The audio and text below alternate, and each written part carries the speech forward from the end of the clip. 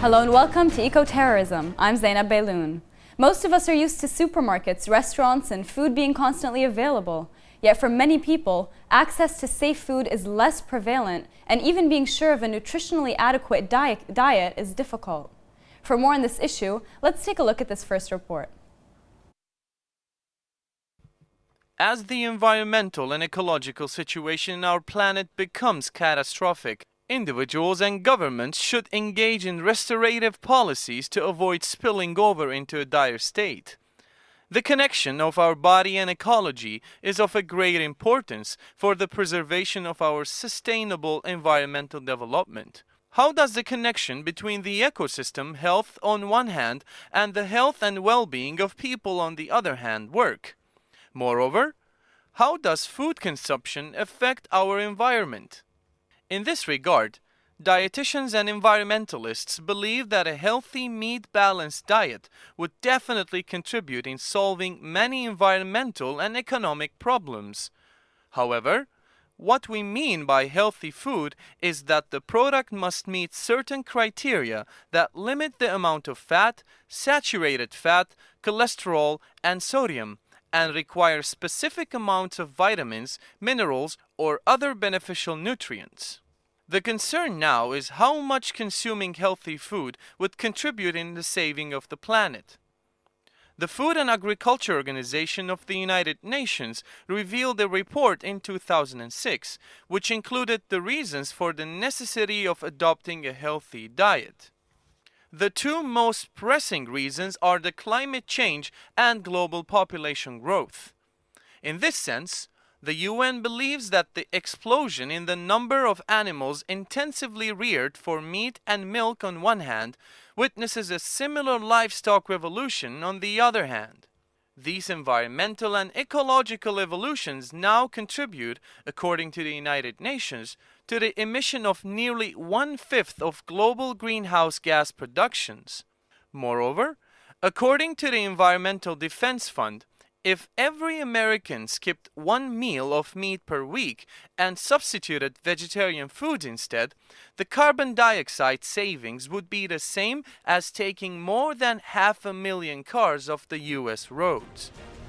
The big question is, what is exactly the relationship between consuming healthy food and the ecosystem?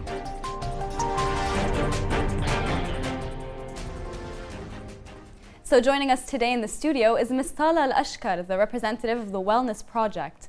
First of all, thanks for being here with us today. Thank you for having me. Can we start by asking or talking more about healthy food? What exactly do we mean when we say healthy food? Well, for me, healthy food is food that's grown locally, sustainably, meaning seasonally, and in nutrient-rich soil. Usually when that's the case, then we have the right balance of minerals and vitamins in the food. And the same goes for the raising of livestock. Would you say that healthy food is necessarily rich in meat? Well, everything currently, all the statistics now point to the opposite. Really, people have been eating meat. It's been part of many cultures since time immemorial, but consumption of meat has risen drastically, and the nature of the meat we consume has changed. The way that livestock is being raised and the degree to which people are consuming it are completely unprecedented. So is there a certain type of meat, for example, that would be safer for us to eat or that we should be eating, or should we just avoid meat altogether? Under the current system, if we're going to be consuming meat without knowing where it's coming from, I would suggest not eating it at all, and that includes fish. But, and it's not because meat, just by being what it is necessarily bad for the environment or bad for health. It's the fact that how it's currently being raised with antibiotics and hormones, being fed grain instead of grass, for example, for beef, and being kept in very close quarters. It's causing not only new disease strains to emerge in the gut of the animal that is being passed on to humans, but also the antibiotics they're being fed are building up in their fatty tissue, and that's something else that's being passed on to us.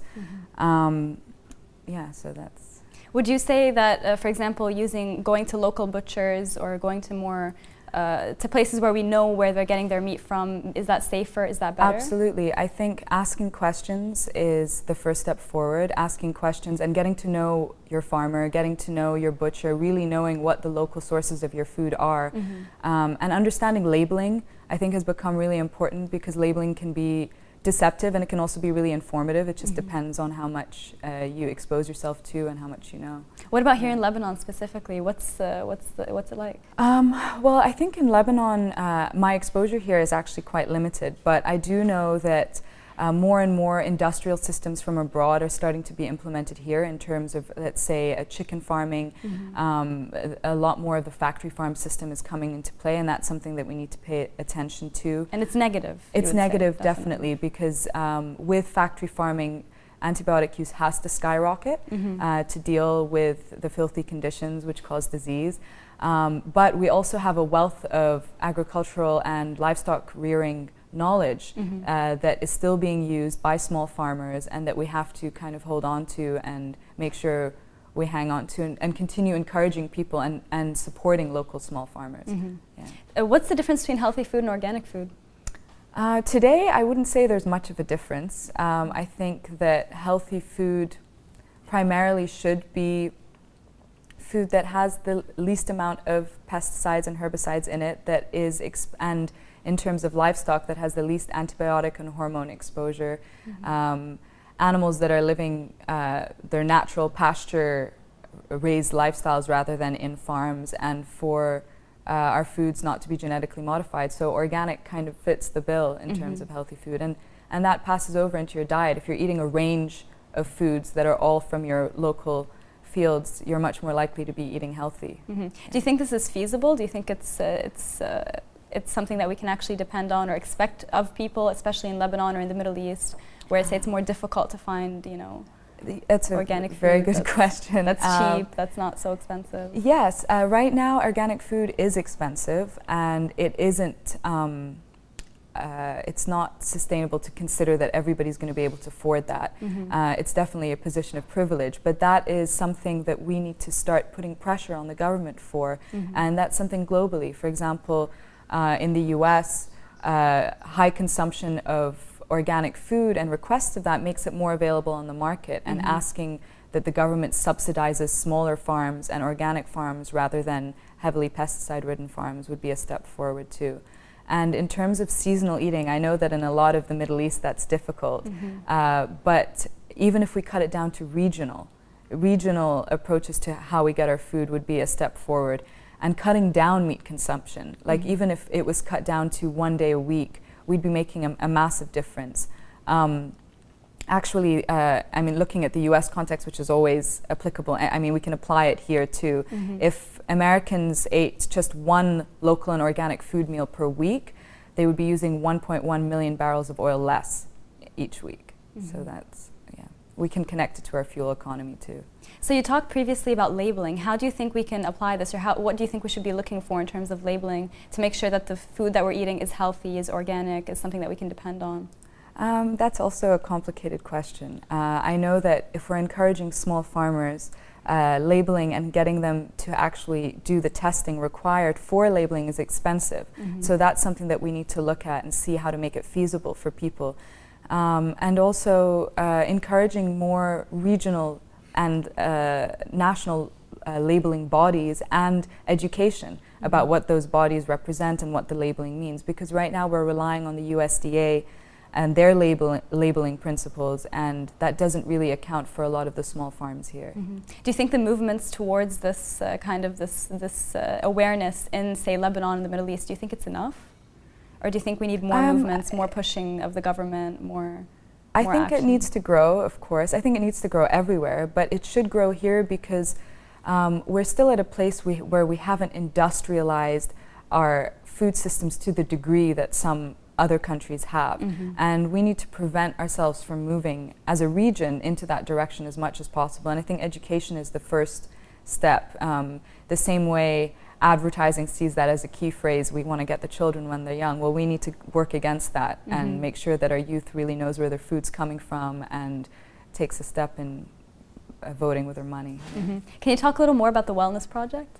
The Wellness Project, the Wellness Project is, this is our second year. It's hopefully going to be an annual event, and it's happening in November from the 5th to the 9th in AUB West Hall. And it's essentially, I wouldn't call it merely a convention. We have speakers, 15 international speakers from across the world coming to talk about a variety of topics related to our ecological as well as human health and the relationship, as we're discussing tonight. We have a variety of local speakers, local organizations, and including the Ministry of Agriculture and the Ministry of Environment, who have come to put themselves behind our movement to bring greater awareness towards both alternative healing methods and the link between our health and the environment. And how do you think projects such as the Wellness Project, conferences, conventions, how do you think these help towards contributing towards this change and kind of the general awareness level in our society? I think the more we try and encourage people to have conversations that haven't been had before about the state of our environment here, about our health, about what it is that has been, what has been going wrong in terms of both those elements, and how much knowledge really there is out there, not only Western knowledge, but our own knowledge, Lebanese knowledge, regional knowledge that can contribute towards how we treat our bodies and how we treat our environment. So we're talking about the consumption of meat before and the effects that it has on, for example, us as human beings. What about the effects it has on the ecology? Well, again, under the current system of production, meat has a humongous effect on the environment.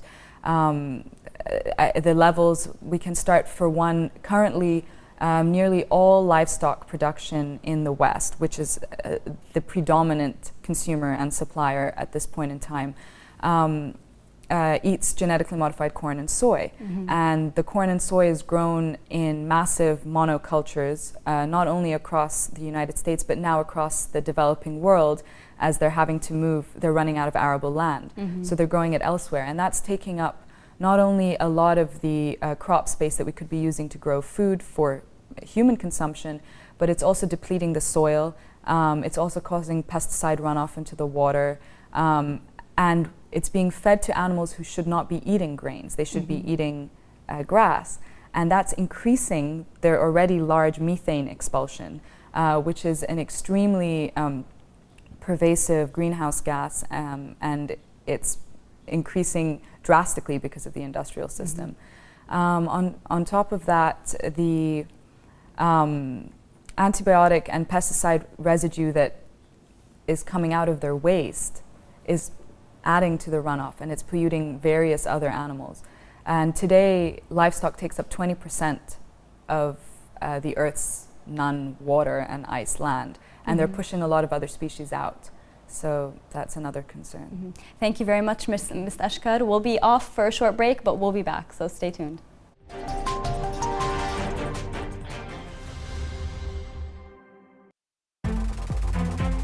Around the world, outside the mainstream, anywhere, everywhere. A media of your land, of your creation. A new media in a new era. Will it take the lead in the future? I believe so. This is Underground. Underground, when vague turns to clarity.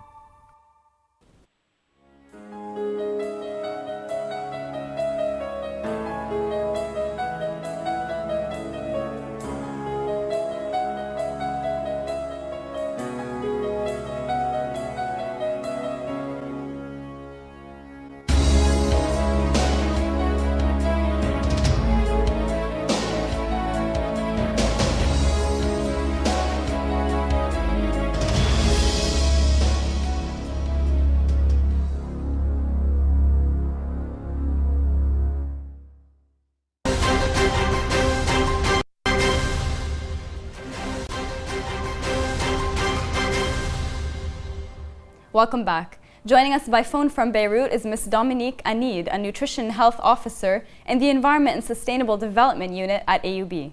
Thanks for joining us today.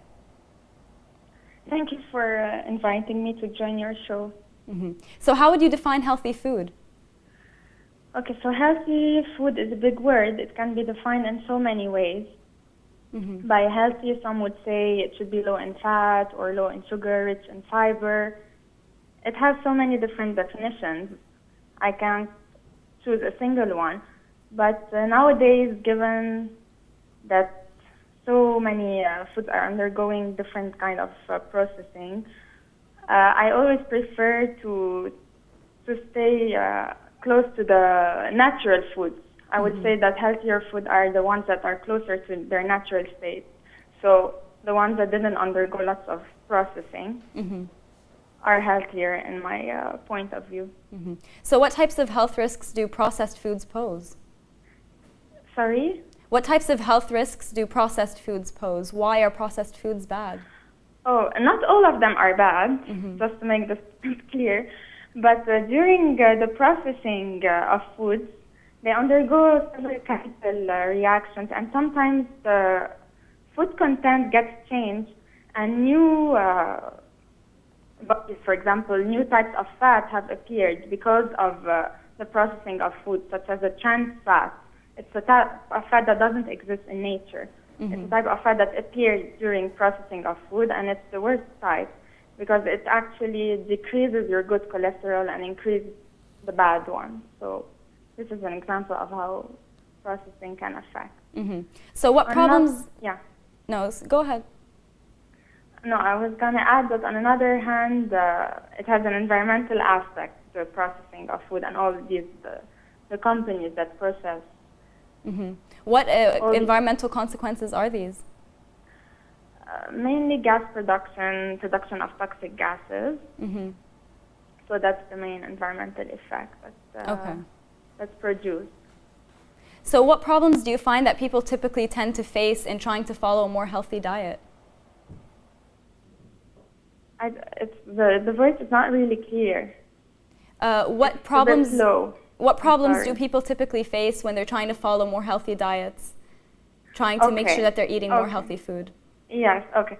So people try to eat what's available. Now the most aggressive campaign and the most aggressive advertisement of chains are the fast food. So they try to see what's at hand, especially in our lives where everything's going so fast, so they try to grab anything that they would find on hand.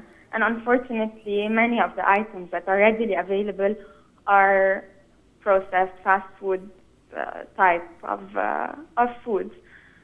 So this is an obstacle that they can face. So sometimes they would say, I'm going to grab something that I'm going to find right away, and these are the options that they will find available. On the other hand, some of the healthy food, for example, organic fruits and vegetables, tend to be more expensive. So this might be another obstacle. So let's say we move more specifically to the Middle East, to Lebanon in particular. What do you think is the solution to this problem of food security? Do you think maybe empowering the agricultural sector would make a difference? Yes, of course. Food security already involves healthy eating. It's not just providing enough food quantity. So the quality of the food should be also taken into consideration. And the agricultural sector by itself can help improve food security by providing types of food that are really healthy, fruits and vegetables, for example, and by improving and empowering all these small producers, farmers that are being drowned in the face of all these chains of fast foods and other bigger restaurants. So I think that this would help. So how is our consumption of fast food and processed food affecting not only us but also the environment? How can we target this problem? Is, for example, promoting organic food a viable solution? Yes, in my opinion, promoting organic fruits and vegetable or agriculture would definitely help solving the problem. It's a vicious cycle in Lebanon. It's because it is still scarce, it's not very well promoted, that the biopesticides that the farmers use are still very expensive because they're not there is no high demand on such pesticide. They use biopesticides for organic agriculture. So once there is a bigger demand, the price would drop and they would be able to sell these fruits and vegetables at lower price. And that will help, of course, propagate this kind of agriculture and help solve the problem. What role do you think the media, the government, NGOs, for example, play in raising awareness on this issue? Oh, they all have a role. It would be great if they could collaborate all together. But I mean, the sector of nutrition, per se, for any mini thing that we try to do in the field of nutrition, it's hard for us. It's hard to have the support of all of these bodies. But definitely they should work, collaborate together to raise awareness, because a single action on its own won't make a difference. For example, these farmers need support from the government. They need laws that support them, protect them. NGOs are doing their best on raising awareness, but it's not enough. Something is needed at the governmental level for sure as well. Thank you very much, Ms. Dominique Anid, for joining us today. We'll be back to our guest in the studio, Ms. Ashkar. What comments do you have to say on this? What do you think of promoting organic food? What do you think are the best methods? Do you think this is important? I definitely think this is very important. I think also the Ministry of Education should play a significant role in it. I think that bringing food into the classroom and bringing discussions, because we've become, especially in urban environments, very disconnected from our food sources. Most of us couldn't name 5 seeds and based on pictures of them, but we can name 5 corporations very easily. And I think it's gotten to a point where we have to start creating those links again so people understand the journey that's happening from farm to plate and all of the costs that are not coming up in the price of the food. Have you seen examples of this that you think are good for us to follow? Or? Yes, I do. I have. I've seen them in the Canadian context. I've seen schools in inner city neighborhoods start small farming bed programs in the back of the schools where the children are learning chemistry and biology and business and a variety of other subjects through the actual production of their own crops, and then they feed themselves through it too. So looking at it really coming down to the roots, not just the theory of it, really like touching the soil and getting people to ask those questions in the classroom, I think that could really, that's really a solution I think I could see coming to being in Lebanon. What do you think, what sort of effect do you think this would have in terms of if the young people start to have more awareness about this issue? Do you think they would be perhaps affecting the families around them, maybe ending this cycle in a way that's more definitely positive? I think that that obviously the youth are the solution, and I think that by giving them the information and having them look critically at it and having them have the knowledge to actually participate in the system, I think that will create a sense of empowerment that could cause a lot more change than other options. What about culture? What role do you think culture plays in this issue? Culture is extremely impactful in both positive and negative ways. I think that every single culture has a specific relationship to food. I think that becomes embedded in us, and we carry that with us our whole life. So changing food patterns is actually really difficult in a culture. And so we have to find ways to have people's individuals' cultures come on board into looking at what elements of traditions should stay and actually empower both our health and environment, and which aspects and elements of our food culture needs to change. And obviously, as globalization is coming forth increasingly all over the world and capitalism is a part of it, we're feeling the impact of that on our own cultures. What do you think about the Lebanese example specifically? I think the Lebanese example, it's difficult because everything is quite fragmented, but you can see how a lot of the westernization and, I mean, our own history of colonialism, our own history of conflict has started to shift elements of the way in which we interact with our food. We can see how meat consumption has gone up. We can see how our agricultural practices have changed, how we're importing, how fast food has really taken off, and obesity epidemics across the Gulf have skyrocketed. So we're seeing how certain elements of globalization and the global food system are changing things here, but we're also seeing how culture sustains itself, and some things have stayed the same. And that's what we have to Do you think these are good things or bad things? Like, for example, the Mediterranean diet. The Mediterranean diet is excellent, for example, and our ability to, there's a lot more connection here to our food systems than in a lot of places in the West, and that's something to cherish. And with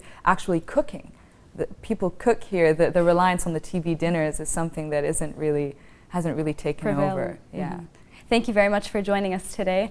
Thanks to Ms. Tala Al-Ashkar, the representative of the Wellness Project, for joining us in the studio, and to Ms. Dominique Anid, a Nutrition Health Officer in the Environment and Sustainable Development Unit of AUB, for joining us by phone. That's it for today. This was Eco-Terrorism, and I'm Zeinab Bailoun. See you next week.